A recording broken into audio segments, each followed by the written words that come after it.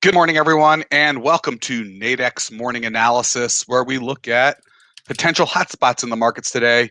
Our goal here just to draw your attention to places that you might not necessarily look and what's going to be moving around or potentially be moving around, and where might there be some opportunities in the markets that you might miss otherwise.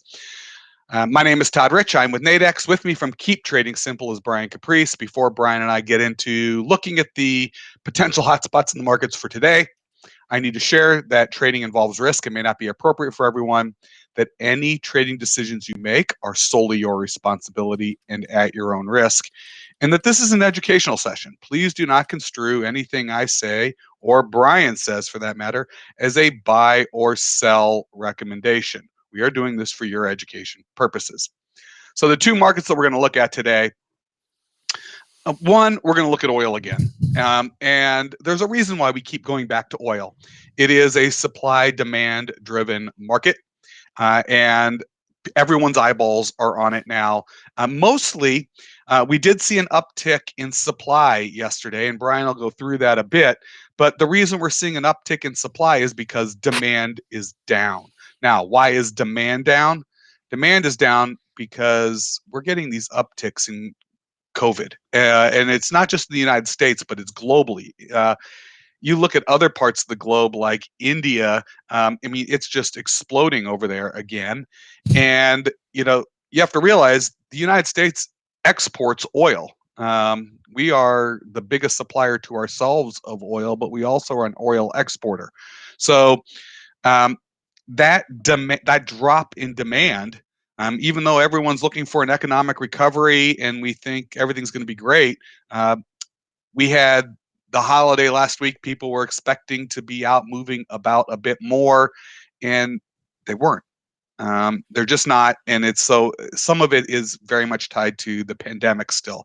So we're going to be taking a look at oil, and then we're also going to take a look at the yen. The yen has been seeing strength across the board, something you might not necessarily look at, and it's to differing degrees, but yen strength. So, Brian, you want to kick us off and just start a bit with oil, because we talked about it yesterday, and it was rather interesting. I think there's a lesson to be learned here too on other things you could be looking at, because I mean we kind of saw it, but the analysis was slightly off. And had we had the Fibonacci's up there, we would. I mean, it's kind of remarkable. So I'll let you jump into it. Yeah, so I mean, this morning we saw the unemployment claims number come in much higher than expected. And again, that goes back into the supply and demand. Less people working, less people driving their cars, less people needing gas. And it's kind of one of those interesting kind of reads, because last week we saw an absolutely huge non-farm number. Yesterday's oil inventory came in basically as what we expected. It was supposed to come in a little bit less, showing you that we were kind of using more than we had planned. But again, that went along with the non-farm number. Today's unemployment claims number did not go in the same way, right? And then we had Biden speaking, as well as FOMC meeting notes, which, again, they both kind of washed each other out. I wouldn't say that they were really earth-shattering one direction or another. Couple extra measures were being put in. Things were found that weren't originally put in there. Tax credits, all kinds of stuff in there. But as you said, it's more of a supply and demand type story than anything else. Our oral analysis yesterday was really talking about how, we're in this middle area and we were expecting kind of a spike up or down, and we were looking for a bit more of a move. And we mentioned if we got to 60, we'd be looking to get short. And again, you can see right here around 2:00 right at FOMC time. And again, I mentioned watch FOMC. They could talk about this. It did. It hit the level at 60 and kind of came back down and went all the way down to 59 again. And now it's kind of stabilized itself. And again, early morning yesterday, we saw this big push down, a little bit of a basing around that 59, and we went almost as low as 58. We got pretty close. I think we got the 58.09, so we got pretty close to that on the downside. And then all it did was rally back up. So we're really in the same exact spot, and it's kind of more channeling sideways. And right now, I feel like the market doesn't really know what it's supposed to do, because one number is great, the next one is bad. Then Kaplan's saying we need to do advanced things, and then again, it's not supported by what the data is showing. So, as I said yesterday, 60 is a level where we've seen sellers step in, and again, I can't make it big enough here. Let me pull this out. You can see right there is the wick where we came up and grabbed that same level of sellers. And then again, we kind of had a little bit of a touch or attempted a touch here at about 5 o'clock this morning. So kind of one of those things you got to look at it and say, hey, could there potentially be sellers back up in the 60-ish range? Yeah, probably.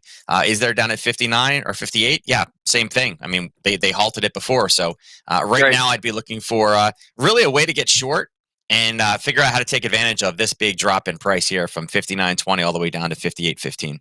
Yep. So by the way, yeah, I want to bring up the chart from yesterday and where we've drawn our levels. I mean, yes, and now and you can see I've dropped in Fibonacci. So these white dashed lines are Fibonacci retracements for the. I mean, it's been range bound. We said it's been range bound, but then we've seen some pretty interesting, and I highlighted them on here. I added this box down here below. I am going to zoom in now and really, because now you know what these lines all mean. And if you're not familiar with how to use Fibonacci, check out one of our sessions, or I'll show you on another day, because I want to keep us moving along right now.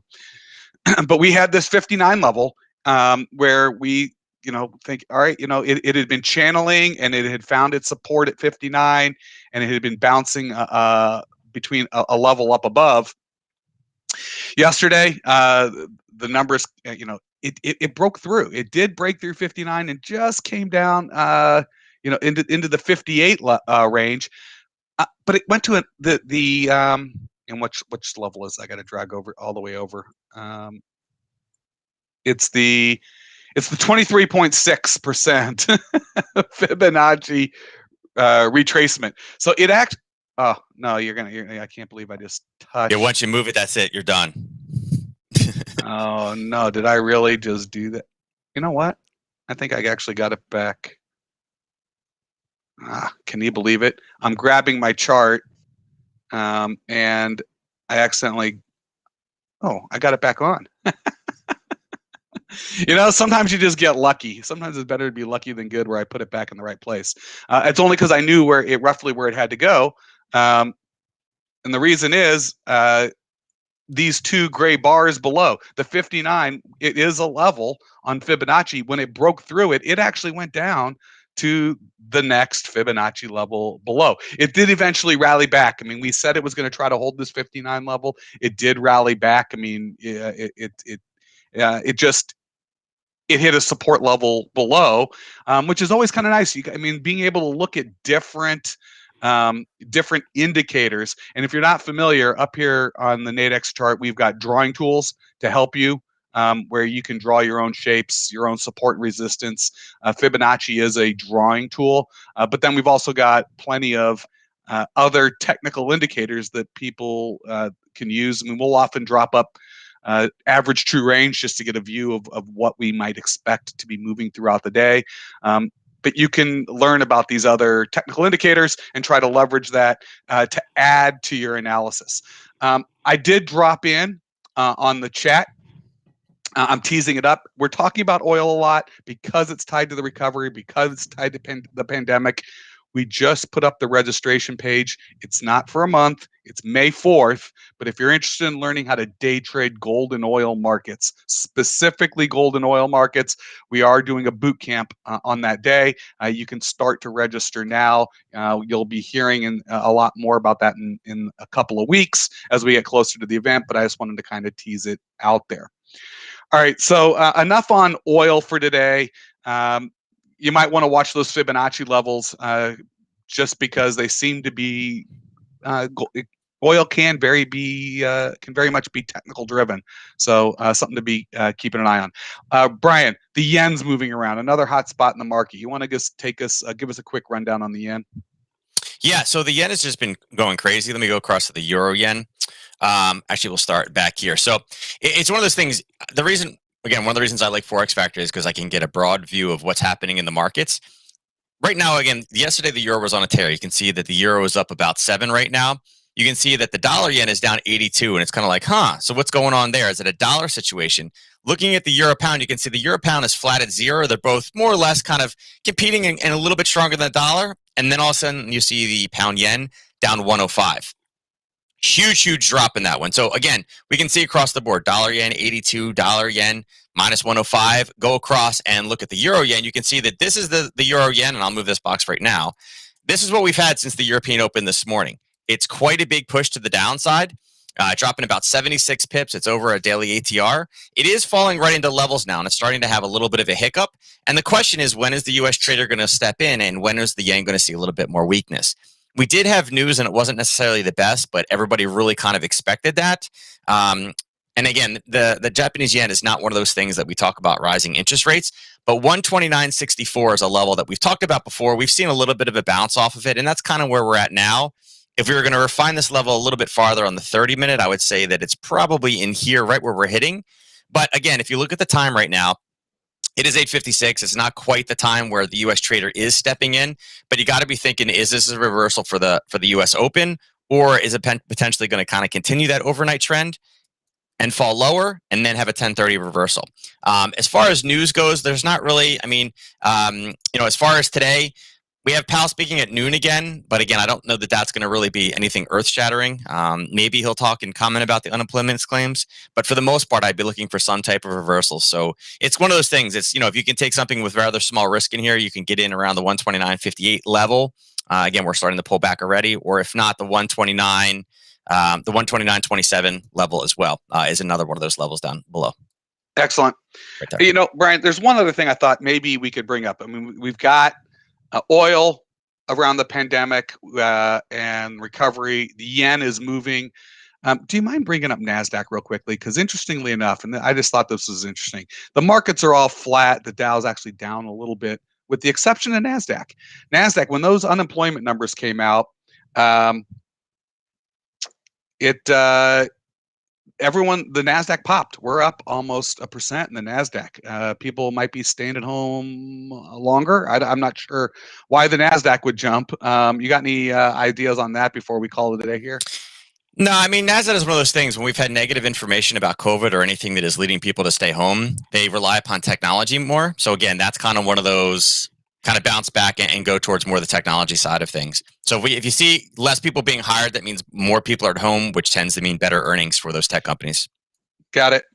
So just kind of interesting, another spot to look at today. I wanted to throw that out there. Hot spots today. Oil, watch your Fibonacci levels. Yen seeing strength across the board, pretty emotional. You might want to consider looking for a potential reversal. And NASDAQ popping based with the news that more people are out of work, surprisingly. So with that, any questions for Nadex, please email us, customerservice@nadex.com. Any questions for Brian, you can hit him up at support@keeptradingsimple.com. We will be back to wrap up this week tomorrow morning. So hopefully you'll join us tomorrow morning. Also, remember, May 4th, we're going to be doing that boot camp on day trading gold and oil markets. Want to wish everyone good luck in the markets. We'll catch you tomorrow morning. Thanks, everyone.